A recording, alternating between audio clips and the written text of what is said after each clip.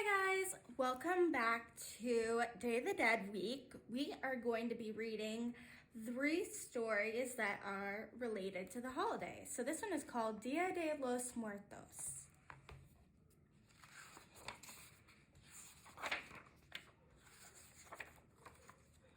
How it all began.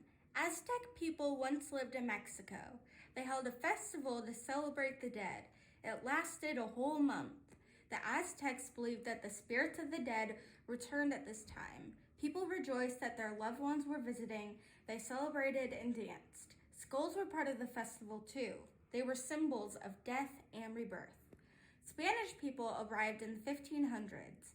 They were shocked at this festival. Spaniards saw death as the end of life, and it was a time to be grim. But the Aztecs had a different view. To them, death was part of a cycle of life. They watched this cycle every year. Their crops sprouted, grew, ripened, and died. Then the cycle began again. The Spaniards were Christians. They taught their religion to the Aztecs, but they could not change the Aztecs' celebration of the dead. Instead, they joined it with Christian beliefs. On November 2nd is All Souls' Day. This Christian feast honors the dead. Among the people of Mexico, it became Dia de los Muertos. The Aztecs' old beliefs did not die. People still believed in the spirits visited on Dia de los Muertos, and the living still rejoiced. 3 days of celebration. Dia de los Muertos became a 3-day festival. People began celebrating on October 31st, or Halloween. November 1st is the Christian Feast of All Saints' Day. November 2nd is All Souls' Day. These last 2 days are the main part of the Dia de los Muertos celebration. Dia de los Muertos is very different from Halloween. Halloween treats death as scary, but Dia de los Muertos is a happy time. It celebrates a loved one's life, and it laughs at death. Visiting graves. On Dia de los Muertos, people believe that the spirits of the dead return. Their spirits visit the family members and friends who are still alive. This is a time to visit loved ones' graves. People clean and repaint the gravestones. They place marigolds and other flowers around it. Candles are lit around the grave too. Friends and family gather there. They tell stories about the person. They laugh and remember happy times. Often they have a picnic around the grave. They pray for the loved one too. People may stay by the grave all through the night. Altars and offerings. People prepare their homes for Dia de los Muertos. They set up altars to the dead. The altar welcomes the loved one home. Photos of the person are placed on the altar. The photos show the people as they were when they were young and happy. Candles and flowers adorn the altar. Incense is burned there too. Many ofrendas or offerings are placed on the altar. They help the spirit find its way home.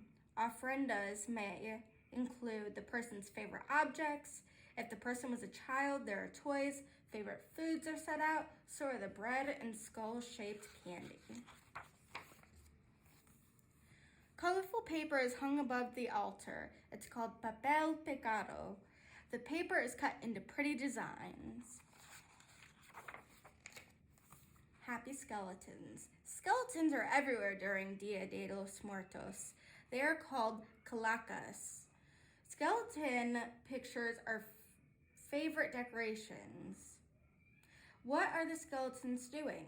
Having fun. They are laughing or dancing. Some wear fancy clothes and jewelry. Huge flowered hats sit atop of their heads. Skeleton figures are placed on the altars. They're funny and playful. They may be relaxing in a chair or playing games, or they might be working at what was once the dead person's job. Dia de los Muertos often includes a skeleton dance. People put on skull masks, then they dance around gaily. It's a way of laughing at death.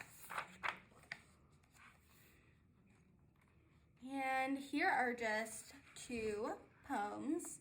Calaveritas poem, that one is Allí viene el agua por la ladera y se moja mi calavera. La muerte galaca, ni gorda ni flaca, la muerte casera pegada con cera. And the English version says, here comes the water down the slope, and my skull is getting wet. Death, a skeleton, neither fat nor skinny, a homemade skeleton stuck together with wax. Food for the dead. There are some special foods for Dia de los Muertos. One is pan de muerto. That means bread of the dead. It's usually a round loaf. The icing on the top looks like bones and skulls. A tiny fake skeleton may be inside. Another food is called Calaveritas. These are skull-shaped candies. They're mostly made of sugar.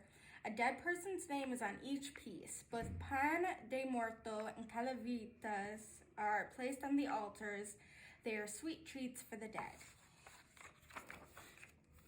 Joining in the spirit of Dia de los Muertos. Do you know a Mexican American?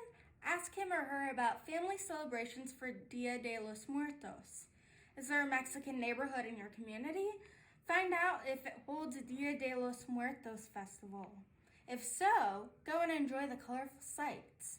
Write a poem about funny skeletons. Can you see how many skeletons don't have to be scary? Find an easy recipe for sugar candy. Have a grown-up help you make it. Shape the candy into little skulls. And these two things are just some recipes that you could do. And here are the special words to know from this book. Altars, tables set up for religious devotion, cycle, a set of events that keeps repeating, grim, gloomy, symbols, objects that stand for an idea. And that's Dia de los Muertos. Hi guys, we are now going to read a book titled Frida.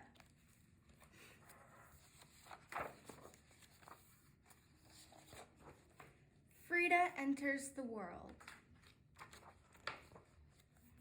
Her house is a blue house. It is in the town of Coyoacán. For little Frida, the world is Mexico. Frida's father is an artist and a photographer. He teaches her how to use a paintbrush. Frida's mother takes care of 6 daughters. Often she is tired. Often Frida is alone, even though she has sisters. Enter stage left, Frida's imaginary friend. Her name is also Frida. They play a game. All of a sudden, Frida falls very ill. She's in bed for months. There's something wrong with one of her legs. Even her imaginary friend can't cheer her on. That's when Frida teaches herself how to draw. Drawing saves her from being sad. After Frida gets well, she still wants to make art, so she paints little paintings. They are copies of other paintings. Painting on photographs is what Frida's father does for a living. He teaches her how to do this too. Frida also paints things she sees through a microscope. She loves looking at things very closely. At school, Frida studies science. She is bored. School's too easy. One day, Frida is riding the bus home from school. A horrible accident happens. A trolley runs into the bus, and Frida almost dies. In the hospital, it is painting that saves her once again. Painting is like her imaginary friend. It is there whenever she wants it. It keeps her company. It keeps her from giving up hope. After the accident, life will never be the same for Frida. She will walk with a cane when she is able to walk. Her body will hurt always. But Frida does not cry or complain. Instead of crying, she paints pictures of herself crying. When she can't leave her bed, she paints in bed. When her whole torso is put in a cast, she paints on the cast. Nothing can stop Frida from painting because she's so often alone, unable to leave her house, and she has to use her imagination. She paints what she sees in her heart, on top of what she sees with her eyes. It's almost like painting on photographs. She paints little magical scenes with words at the bottom. All over Mexico, people paint these types of scenes. Sometimes they are scenes of accidents with angels coming to the rescue. They are like prayers for people who are sick. They are called exvotos. Frida paints exvotos of herself when she is sick or in pain. Frida imitates no one in her style. Her paintings are like nothing else. In museums, people still look at them and weep and sigh and smile. She turns her pain into something beautiful. It is like a miracle. Viva Frida, long live Frida. This book is titled Viva Frida. And this one has some Spanish in it, so you can test your Spanish skills. Viva Frida. Soy, I am, yo, I. Busco, search. Veo, I see. Aha, aha. Juego, I play. Sé, I know.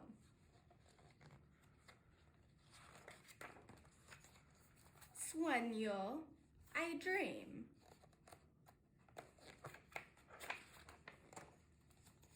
Y me doy cuenta, and I realize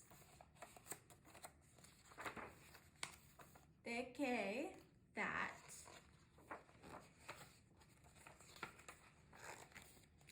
siento, I feel, y entiendo, and I understand, que amo, that I love, y creo arte, y por lo tanto, and create, and so, vivo, I live. Thank you guys.